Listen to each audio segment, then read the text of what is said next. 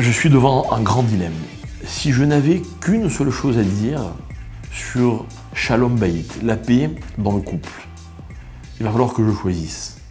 Alors voilà, j'aimerais dire que lorsqu'un couple se marie, l'amour dans le couple, dans cette relation, occupe évidemment une place très importante.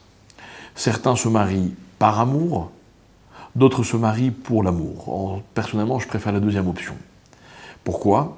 Parce que l'amour est un projet.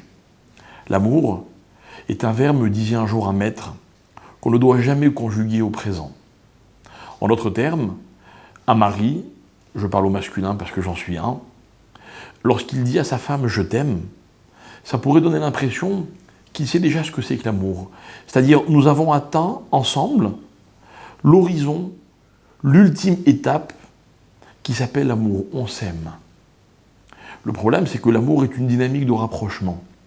Une dynamique n'est jamais terminée. Donc on pourrait presque dire que la version parfaite serait de dire « je t'aime et je vais t'aimer ». L'amour est un projet. Je voudrais, à ce titre-là, rappeler un tout petit quelque chose. On est tous fous d'amour. On aime l'amour. Les couples, au fond d'eux, ont envie de s'aimer. Et même si je m'adresse à des couples qui rencontrent des fois des turbulences, je suis convaincu qu'au fond, ils ont envie de s'aimer. Mais vous savez ce qui se passe des fois ? On oublie que c'est l'objectif. On oublie qu'on a envie de s'aimer. Alors j'aimerais dire à tous les couples, et peut-être au mien en premier lieu, n'oublions pas de nous aimer. N'oublions pas que c'est la chose la plus importante et celle qui nous fait le plus de bien. Parce que quand j'aime, ça me fait du bien et ça fait du bien à l'autre. Et comme ça fait du bien à l'autre, ça me fait du bien à moi.